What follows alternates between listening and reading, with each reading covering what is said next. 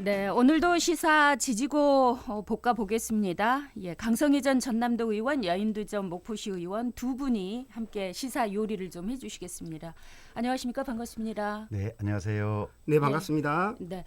자, 먼저 민주당 이재명 후보 4박 5일간 목포 신안 해남 내려왔어요. 호남 방문 일정 어제 영광을 끝으로 좀 마무리했는데 강 의원님이 먼저 한마디 해주시죠. 하여간 이재명 후보 입장에서는 호남이 지금 절박하죠. 네. 지금 가장 최근 여론조사 결과가 64.4%예요.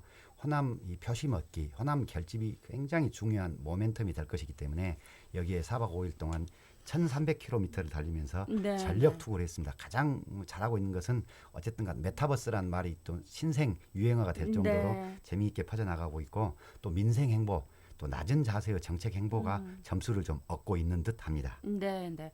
DJ 고향에서부터 이낙연 고향으로 마무리 짓는 네네.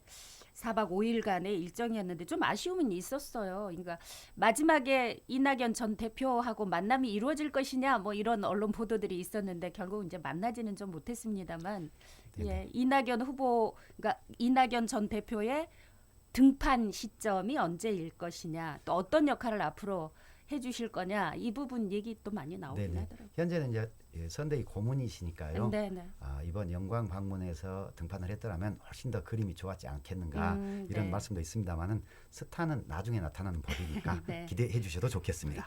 여인두 의원님. 네, 이번 그 대통령 선거가 될 사람을 뽑는 선거가 아니라 안 될 사람을 떨어뜨리는 선거다. 이런 시중에 안 될 사람을 떨어뜨리는 회자되고 있는데 그만큼 이번 선거가 어찌 보면 후보에 대한 메리트는 과거의 선거보다 더 없다라고 볼 수 있고요. 특히나 여러 가지 문제들이 지금 양쪽 이제 거대 양당 후보들의 문제들이 발생하면서 이제 그런 과정이고 지금이야 그 특정 후보가 좀 앞선다 이런 여론조사도 있는데 결국은 초박빙으로 갈 수밖에 없잖아요. 이제 그런 과정에서 이번 이재명 후보의 호남 방문은 일정 정도 세몰이 지지층 결집 효과는 거두었다라고 볼 수 있겠어요. 근데 이제 과연 이제 지금 현재 캐스팅 보트를 쥐고 있다라고 하는 MZ 세대, 20대, 30대 세대들이 어떤 선택을 할 건지는 소위 말하면 이건 그 기성세대의 구정치잖아요. 지역 돌아다니면서 그 세 결집해가지고 나는 이 정도 세가 있다.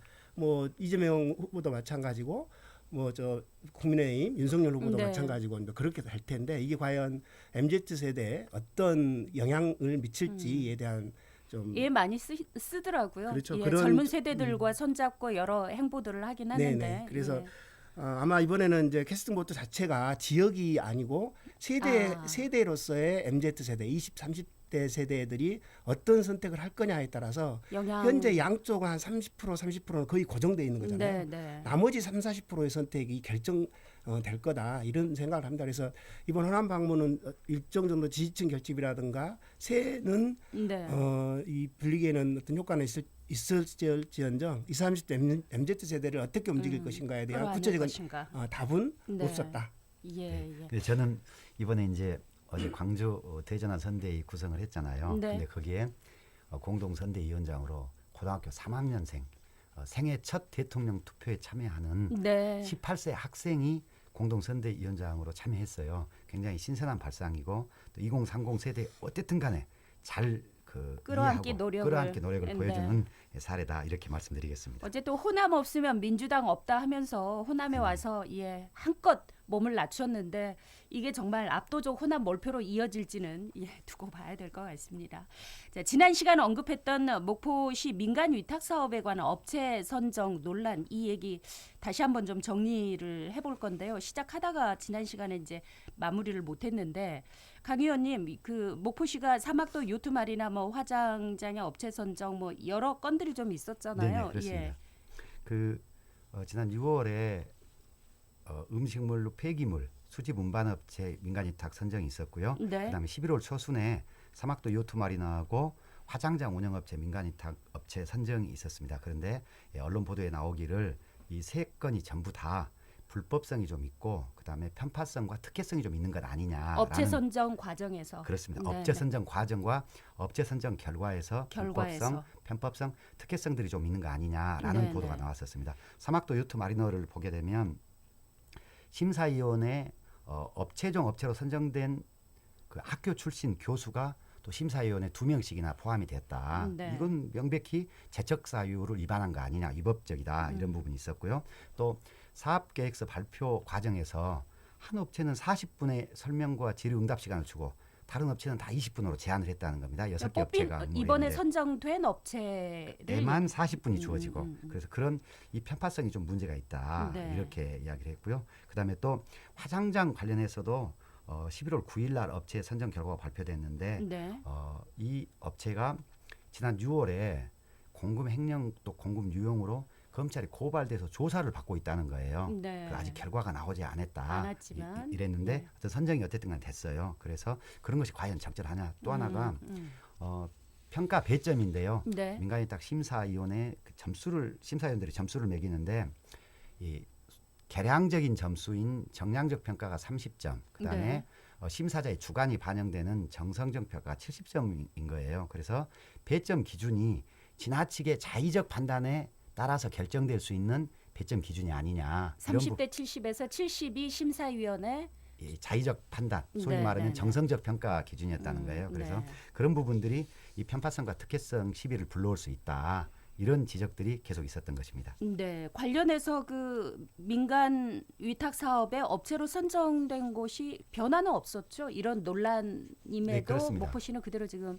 업체 선정해서 사업은 진행 중에 있는 거죠. 네, 6월과 9월에 세 개 이 사업과 시설의 민간 위탁이 네네. 이루어졌는데 세 곳 전부 다 공교롭게도 기존에 하던 업체가 재위탁 받은 겁니다. 재위탁률이 거의 100%. 100%입니다. 네. 그러면서 이제 위탁 이 사업에 뛰어들었던 다른 업체들이 여러 이제 문제가 있다면서 뭐 기자회견도 하고 네네. 예, 논란이 좀 있긴 했지만 재위탁 업체들이 그대로 사업은 진행 중에 있다 이렇게 정리를 하고 여인도 의원님이 목포시 민간 위탁 사업들이 꽤 많이 있죠. 현황 좀 살펴주실까요? 네, 꽤 많이 있죠. 근데 민간위탁이라고 하는 게 어떤 특정한 부서에서 총괄해서 관리하지 않고 네. 각 부서마다 흩어져 있기 때문에 제가 이제 전체가 총 몇 개의 사업이나 기관들이 민간위탁이 되고 있는지는 파악을 하지 못했어요. 근데 네. 우리 시민 여러분들께서 생각하는 것 이상으로 현재 목포시에서 민간위탁을 하는 부분이 많이 있다라고 하는 것이고요.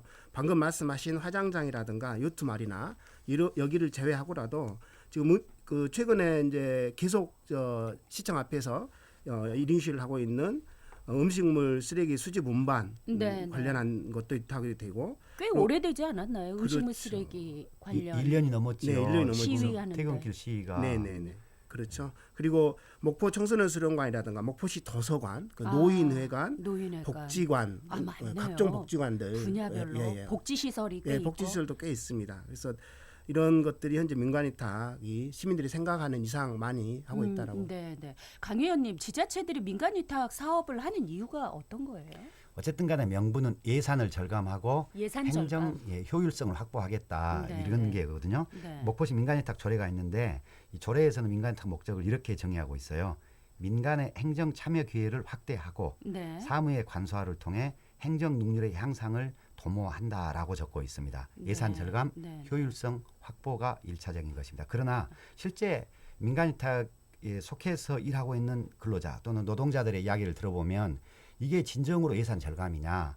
또 예산 절감 안 되고 있다는 거예요, 그러면? 네, 그런 지적을 하고 있고요. 또 이게 진정으로 행정의 효율화냐? 오히려 이 행정력 낭비가 아니냐 이런 이야기를 하는 부분도 있습니다. 예를 들면 네. 음식물과 폐기물 수집 운반 관련해서도 네, 네. 민간위탁을 맡겨놨는데 민간위탁 업체가 노동자 임금으로 행령한다든가 아하. 그렇지 않으면 하는 일도 별로 없는데 네. 관리 운영비는 계속 뭐 받아간다든가 이런 지적들을 하고 있거든요. 이런 부분들에 대해서 단지 업체의 잘못으로만 몰지 않고 목포시가 관리 감독 또 민간위탁 정책이 정말 타당한지를 네, 함께 네. 검토해 봐야 할 시점이라고 생각합니다. 그렇네요. 이게 그렇게 되면은 사실상 예산 절감 안 되지 행정의 능률적인 측면에서 효율적이다 이렇게 하는 부분에 효과가 없다면 이거는 목포시 의회도 이걸 점검해야 될 것 같고 목포시 스스로도 이걸 한번 돌아봐야 될 것 같은데 어떤 점들이 앞으로 좀 달라져야 된다고 보세요? 두 분 한마디씩 좀 해주실까요? 예, 방금 민간위탁 관련해서 가장 그 이야기하는 것이 효율성에 대한 문제인데 네. 방금 강 의원도 말씀하셨던 것처럼 음식물 쓰레기 분리수거 관련해서는 실제로 한 14억 정도 들어가거든요. 그런데 네. 이걸 이제 민간위탁을 하지 않고 직영으로 하면 저희들이 조사해봤는데 한 1억 3천만 원 오히려 더 절감되는 그런 절감은 효과들이 있어요. 되는, 예. 그렇죠. 그래서 이 효율성이라고 하는 게 어떤 관점에서 보는가에 따라서 다른 거죠. 관리의 효율성이냐 아니면 시민 입장에서 예산을 어떻게 효율적으로 배분하는 그 예산의 효율성이냐 네, 이걸 봤을 이런 이제 관점에 따라 좀 달라질 수 있는 거고요. 말씀하신 민간업체 그 업체 선정과 관련 저는 세 가지를 말씀드리고 싶어요. 첫 번째는 이제 수탁 기관에 대한 관리 감독을 강화해야 된다. 이건 눈이 나오는 이야기지만 관리 감독은 목포시가 하는 거죠. 그렇죠. 목포시가 네. 하는 거죠.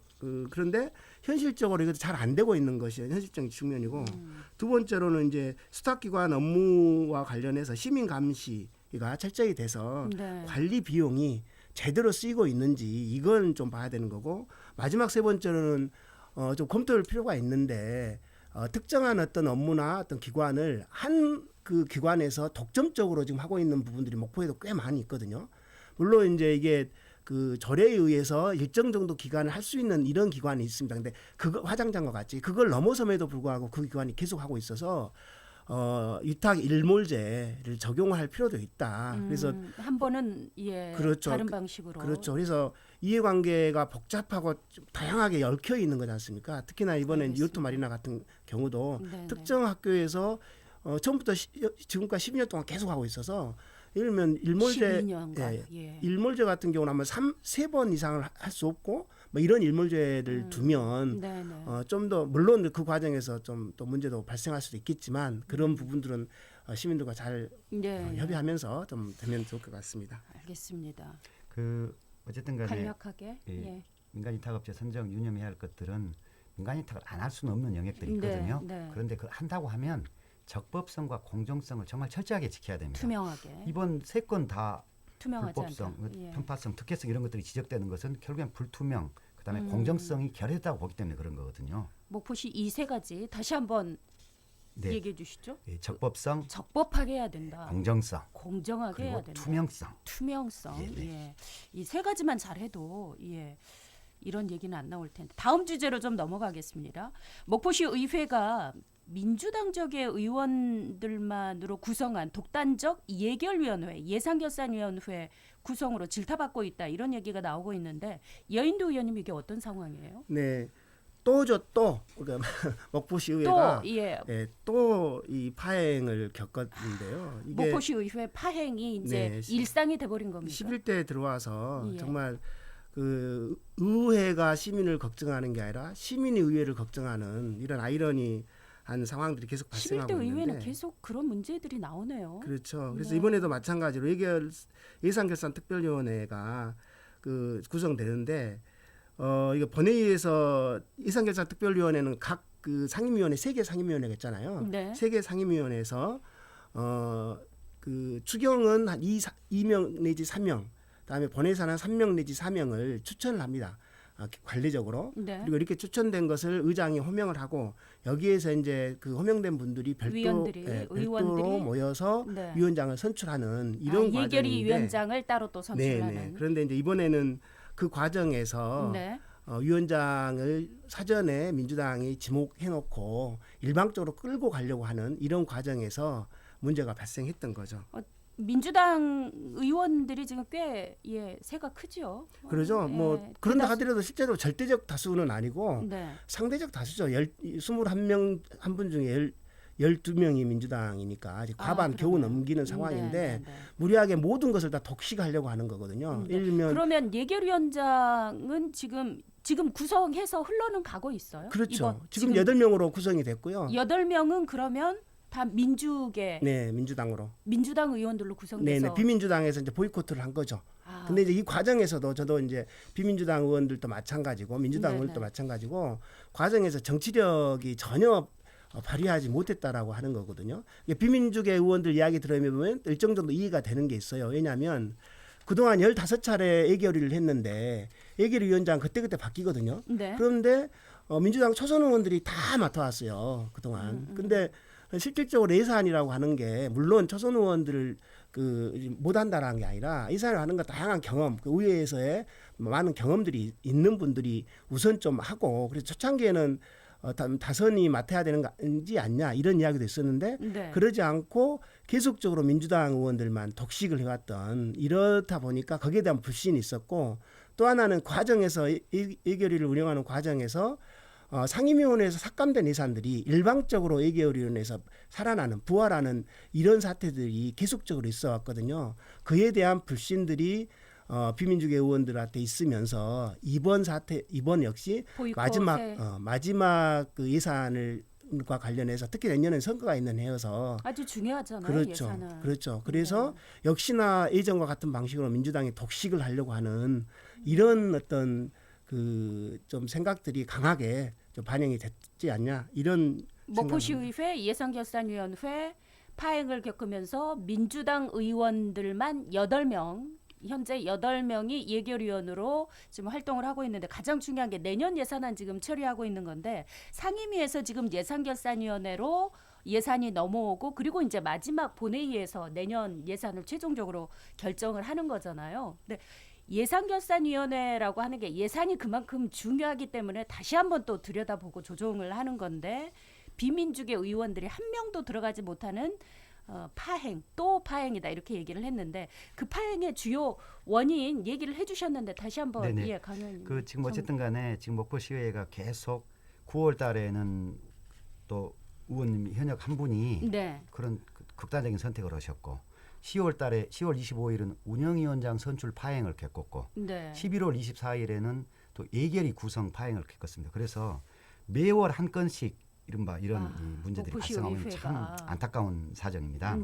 그런 모습이고 또 예결위원회는 예산결산특별위원회입니다. 그래서 다른 일반 안건들은 상임위 1차 심사 거쳐서 본회의에서 바로 의결하는 2심제예요. 그런데 예결위는 상임위 1차 거치고 2차 예비심사를 거치고 마지막 세 번째로 본회의 의결을 거치는 3심제거든요. 3심제 하는 이유는 예산이 목포 시민의 생활과 가장 밀접하게 또 가장 민감하게 연결돼 있기 때문에 3심제를 채택하고 있는데 이 특정 당이 일방적으로 자기 당 의원들로만 위원회를 구성하고 또 그걸로 태연하게 끌고 간다는 것은 사실은 다수당의 행포고 협치 실패 문제일 뿐만 아니라 사실은 리더십 실종입니다. 리더십 실종. 시민들이 이 민주계와 비민주계로 다양하게 선출을 해서 시의회에서 이 시민을 대변하라고 만들어놨는데 의회를 운영하는 운영 주체, 의회의 리더들이 그걸 한 당은 이래저래 협치를 실패해서 리더십 부재를 반성하지는 않고 반대로 그냥 독선적으로 밀고 간다는 거예요. 이렇게 되면 문제가 있는 겁니다.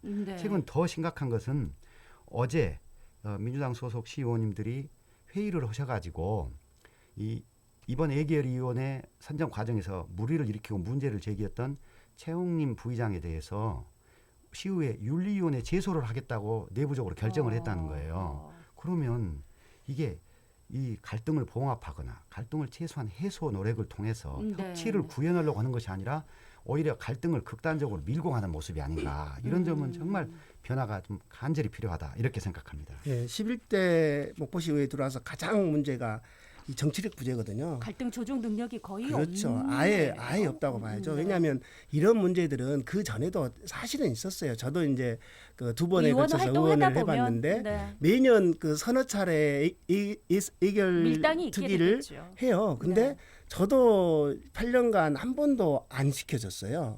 못한 거죠. 뭘 안 시켜줬어요? 예결위원장을 못했어요. 재선을 했음에도 불구하고. 근데 사실 지금 비민주계 의원들이 그때 당시는 다수당이었거든요.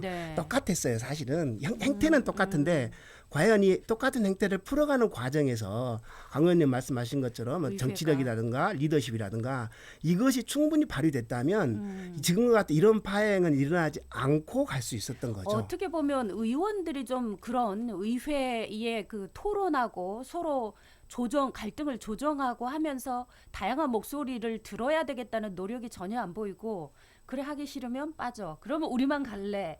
이런 모습을 지켜보는 목포 시민들은 좀 찹찹하긴 합니다. 그렇죠. 이게 소위 말하는 이제 독주죠, 독주.